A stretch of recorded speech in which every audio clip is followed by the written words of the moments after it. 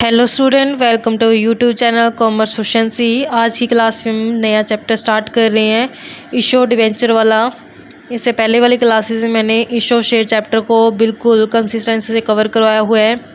हर एक टॉपिक बिल्कुल अच्छे से कवर कराया हुआ है। अगर अभी तक आपने लास्ट वीडियोस नहीं देखिए ताकि आपकी स्टडी में कंसिस्टेंसी बनी रहे। अगर अभी तक आपने मेरे चैनल कॉमर्स प्रोफिशिएंसी को सब्सक्राइब नहीं किया, सब्सक्राइब कीजिए ताकि जब भी मैं न्यू वीडियोस अपलोड करूं सबसे पहले नोटिफिकेशन आपके पास जाए, आप वीडियोस को सबसे पहले देखिए और आपकी स्टडी बूस्टअप हो। बेसिक नॉलेज समझते हैं सबसे पहले। जब हमने शेयर पढ़ा और अब डिबेंचर कवर करेंगे कि मीनिंग क्या है।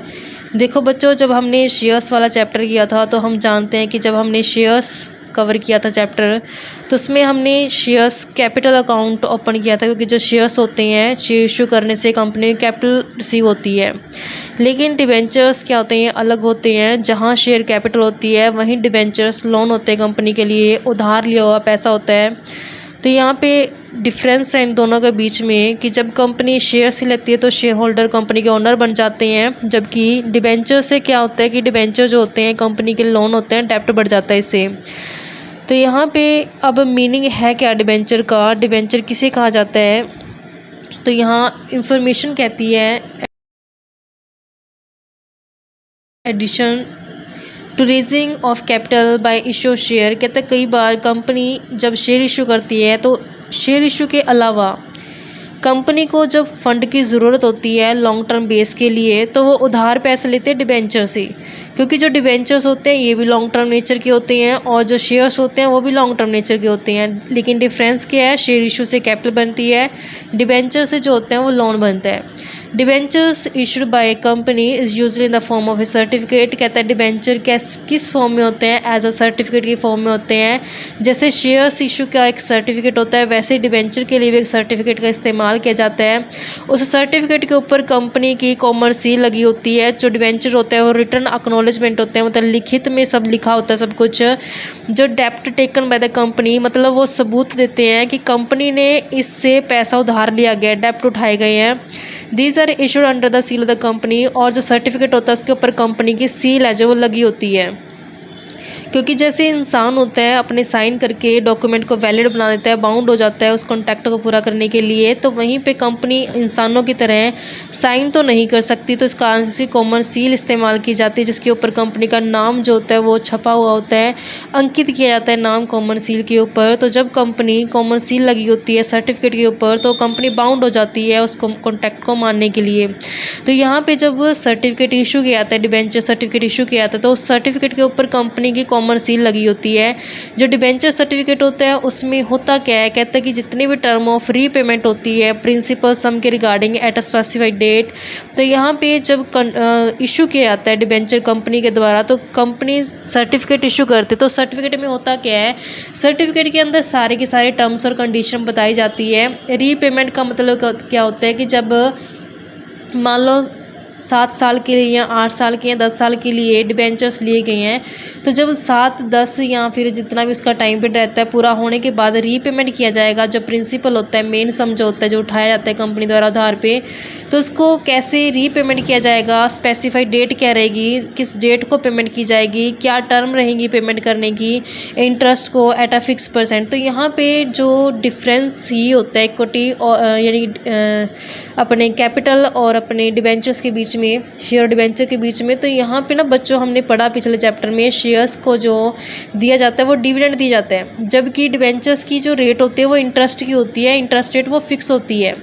शेयर्स के केस में मैंने पढ़ा था जैसे, तो वहाँ पे डिबेंचर्स को तो इंटरेस्ट पे किया जाता है लेकिन शेयर्स को डिविडेंड दिया जाता है। तो डिविडेंड है जो अगर कंपनी को प्रॉफिट हो तो दे दिया, अगर नहीं प्रॉफिट तो नहीं देगी। लेकिन इंटरेस्ट के केस में ऐसा नहीं होता, इंटरेस्ट कंपनी के लिए डेप्ट होता है, तो कंपनी को हर हाल में पे करना ही करना होता है, चाहे कंपनी को प्रॉफिट हो चाहे लॉस हो। यानी कि किस नेचर का होता है, चार्ज नेचर का होता है जो इंटरेस्ट ऑन डिबेंचर होता है। According to Section 230 of the Company Act on 13, debentures include कहता है डिबेंचर्स के अंदर क्या आता है, ये डिबेंचर स्टॉक भी शामिल किया जाता है, बॉन्ड्स भी आ जाते हैं। बॉन्ड्स क्या होते हैं मैं आगे आपको मीनिंग बताऊंगी इसका, और अदर सिक्योरिटीज होते हैं कंपनी के वो भी शामिल की जाती हैं। Whether constituting a charge on the asset of the company और नॉट, चाहे उस असेट के ऊपर कंपनी की चाहे चार्ज हो चाहे ना हो तो वो भी शामिल की जाएंगी डिबेंचर्स के अंदर। अब नेक्स्ट आते हैं इसकी करैक्टरिस्टिक्स क्या हैं डिबेंचर्स की, ये क्यों विशेषता रखते हैं, इसकी क्या विशेष बातें हैं इसमें। तो सबसे पहले हम पढ़ते हैं कि डिबेंचर जो इशू किए जाते हैं कंपनी द्वारा एक सर्टिफिकेट की फॉर्म में इशू किए जाते हैं, यानी एक सर्टिफिकेट होता है ये विच रिटन एक्नॉलेजमेंट, जो सर्टिफिकेट में क्या होता है कि लिखित में होता है, रिटन एक्नॉलेजमेंट होता है कि कंपनी ने उधार लिया गया पैसा जिस भी पर्सन के रिगार्डिंग इशू किया गया सर्टिफिकेट वो क्या कहलाता है, डिबेंचर होल्डर कहलाता है। A debenture is issued under the seal of the company, जो डिबेंचर्स इशू किए जाते हैं उस डिबेंचर के सर्टिफिकेट के ऊपर क्या लगती है, कंपनी की कॉमन सील लगाई जाती है। It contains a contract for the repayment of principal sum at a specified date, तो यहाँ पे कॉन्ट्रैक्ट किया जाता है कि किस डेट को जो रीपेमेंट की जाएगी प्रिंसिपल जो मेन अमाउंट होती है किस डेट को की जाएगी, तो वो कॉन्ट्रैक्ट के अंदर पहले से ये जो सर्टिफिकेट के ऊपर मेंशन कर दिया जाता है।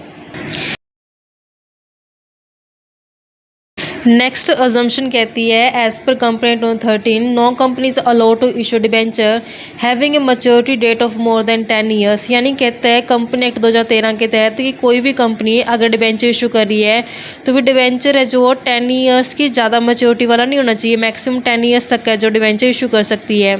हाउएवर से company engage in infrastructure project की, अगर मान लो कंपनी इंफ्रास्ट्रक्चर प्रोजेक्ट से रिलेटेड है तो उस केस में जो 10 ईयर से ज़्यादा लेकिन 30 ईयर से ज़्यादा टाइम नहीं होना चाहिए, 10 से ज़्यादा लेकिन लेस देन क्या होना चाहिए 30 ईयर्स।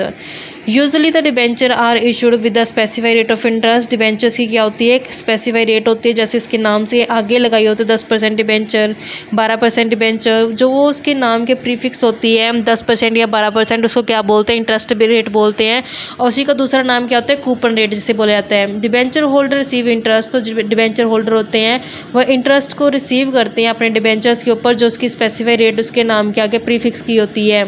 एज मेंशन सर्टिफिकेट जो उसके सर्टिफिकेट में बताई जाती है उसी रेट से क्या ले जाते हैं वो इंटरेस्ट ले जाते हैं।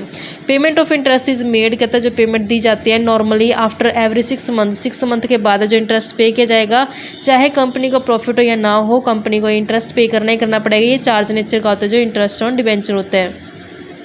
ए debenture is generally secured by charge on the asset of the company, कहता है डिबेंचर्स क्या होता है जनरली सिक्योर्ड होते हैं। सिक्योर्ड का मतलब क्या होता है मैं एग्जांपल देती हूँ आपको कि यानी कि जब भी कंपनी डिबेंचर्स की इशू करती है तो उसके रिगार्डिंग कुछ ना कुछ अपनी असेट गिरवी रख देती है तो वो सिक्योर हो जाता है। डिबेंचर सिक्योर कैसे हो जाते हैं, अगर इन फ्यूचर में कंपनी मान लो रीपेमेंट करने की सिचुएशन में नहीं होती है तो डिबेंचर होल्डर क्या करता है कोर्ट का जाके दरवाज़ा खटखटाता है और कोर्ट क्या करती है कोर्ट की हेल्प लेके वो उस असेट जो गिरवी रखी होती है कंपनी की असेट डिबेंचर होल्डर के पास, तो डिबेंचर होल्डर कंपनी को उस असेट्स को बेच देता है और उससे जो पैसा मिलता है वो अपने पैसे की रिकवरी कर लेता है। तो इस कारण से इनको क्या बोला जाता है कि ये सिक्योर्ड होते हैं क्योंकि इसके जो चार्ज होता है कंपनी के असेट कुछ ना कुछ गिरवी रखी होती है इनके पास। दिस मीन्स इसका मतलब क्या कहता है that if a company is unable to repay, कहता है अगर मान लो इन फ्यूचर में कंपनी की सिचुएशन ऐसी नहीं है कि डिबेंचर्स की पेमेंट कर सके जो भी टर्म ऑफ इशू के हिसाब से, तो डिबेंचर होल्डर कोर्ट के पास जाएगा और उस असेट्स को बेच के अपनी मनी को क्या कर लेगा पूरा कर लेगा। नेक्स्ट आता है fund raised by the issue of debenture, कहते हैं जो डिबेंचर्स को इशू करने से जो फंड आता है कंपनी के पास ये किस नेचर का होता है लॉन्ग टर्म नेचर का होता है।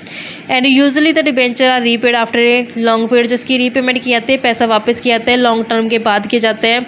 जैसे एग्जांपल के लिए 7 ईयर हो गया 10 ईयर हो गया, तो ये 7 और 10 तो अपने नॉर्मल सिचुएशन में होते हैं, 12 ईयर हो जाएगा जैसे इंफ्रास्ट्रक्चर कंपनी के केस में क्योंकि 10 से ज़्यादा लेकिन 30 ईयर से कम टाइम पे होना में मतलब कि डिबेंचर्स का जो मेच्योरिटी पीरियड होता है। ऐसा the loan raised by the issue debenture is also called as a loan account, कहता है कि जैसे ये पैसा इकट्ठा होता है इसको डिबेंचर इशू करके तो उसको क्या बोला जाता है लोन रेज किया जाता है कितने का, तो इसको लोन कैपिटल भी बोला जाता है। अब नेक्स्ट आते हैं बॉन्ड।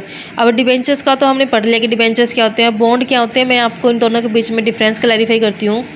डिबेंचर्स में क्या होता है कि जब हम डिबेंचर्स के बारे में पढ़ते हैं ना तो डिबेंचर्स की जो रेट होती है वो प्रीफिक्स होती है। जैसे मैं एग्जांपल आपको देती हूँ, जो डिबेंचर्स होते हैं ना इनके नाम के आगे लगा दिया जाता है जैसे 10%, 20%, 12%, तो ये डिटरमाइन करते हैं कि ये क्या है इसकी इंटरेस्ट रेट कहलाती है। ये क्या होती है इसकी इंटरेस्ट रेट कहलाती है कि इस रेट से जो इंटरेस्ट दी जाएगा डिबेंचर की फिक्स रेट होती है। जबकि बॉन्ड के केस में क्या होता है कि नॉर्मली बॉन्ड ऐसे लिखा जाता है उसके आगे कोई ना उसकी रेट प्रीफिक्स नहीं होती है। तब बॉन्ड का और डिबेंचर का डिफरेंस क्या होता है कि देखो जब हम डिबेंचर इशू करते हैं तो इनको इंटरेस्ट मिल जाता है, लेकिन बॉन्ड के केस में क्या होता है कि जब ना इसको इशू किया जाता है, मान लो कि जो इसका ना एग्जांपल ले लेती हूँ मैं, 100 रुपये वाला बॉन्ड है, जब इशू किया गया वो मान लो कि 70 रुपये में इशू कर दिया गया, 70 रुपये में क्या कर दिया गया, इशू कर दिया गया। जो भी इसका मैच्योरिटी टाइम पीरियड रहेगा दोनों का लॉन्ग टर्म, लेकिन डिफरेंस क्या है कि इसकी इंटरेस्ट रेट फिक्स होती है, लेकिन इसमें इंटरेस्ट रेट है जो फिक्स नहीं होती।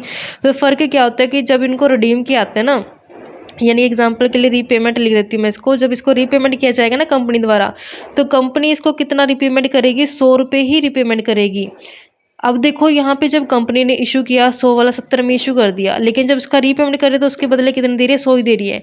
तो यहाँ पे जो 30 रुपये है जो बॉन्ड होल्डर को बच जाएंगे, क्योंकि 70 रुपये पेमेंट करके 100 रुपया बॉन्ड होल्डर को मिल गया, तो 30 रुपये कम उसको बॉन्ड होल्डर को क्या होगा, बेनिफिट हो गया।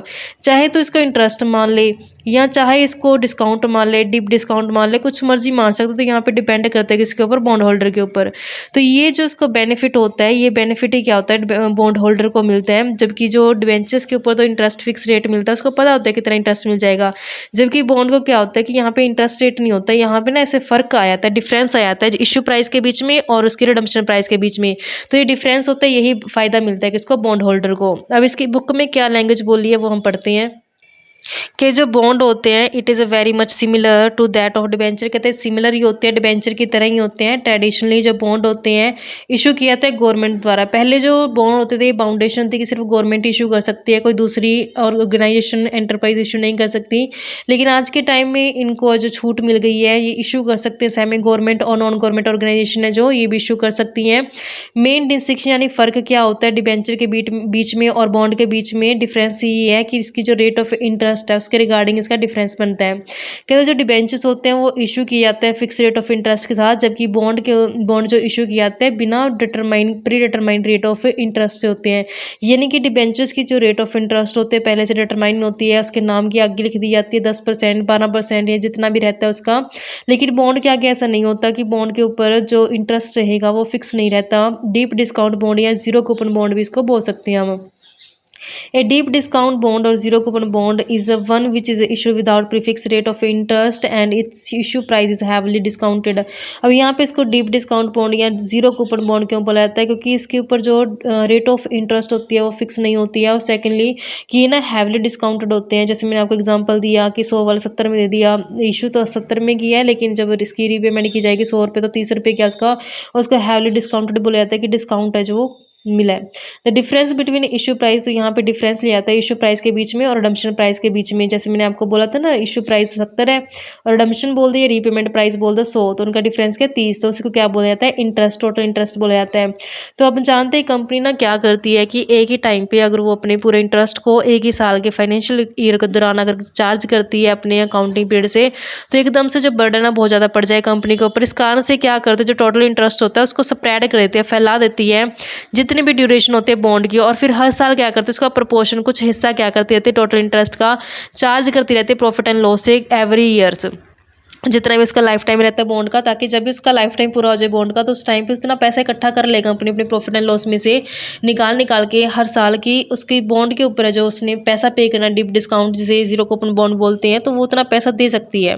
क्योंकि अगर वो जैसे मान लो कि 8 साल के लिए या 9 साल के लिए जो इशू किया गया बॉन्ड है जितना भी टाइम पे रहा है, तो अगर वो एकदम से जैसे उसका मैच्योरिटी टाइम आया है एक ही अकाउंटिंग ईयर से निकाल लेगी, चार्ज करेगी वो एकदम से इतना पैसा जो उसने बॉन्ड होल्डर को पे करना है, तो वहाँ पे उसकी फाइनेंशियल पोजीशन है जो डाउन हो सकती है, यानी कि डगमगा सकती है। अगर वो हर साल थोड़ा थोड़ा करके इकट्ठा करती जाएगी बॉन्ड के लिए पैसा, तो उसको दिक्कत नहीं आएगी कंपनी को। नेक्स्ट क्लास में हम कवर करेंगे टाइप्स ऑफ डिबेंचर के बारे में। ऐसे रेगुलर वीडियो देखने के लिए आप मेरे चैनल कॉमर्स प्रोफिशिएंसी को सब्सक्राइब, लाइक एंड शेयर करें।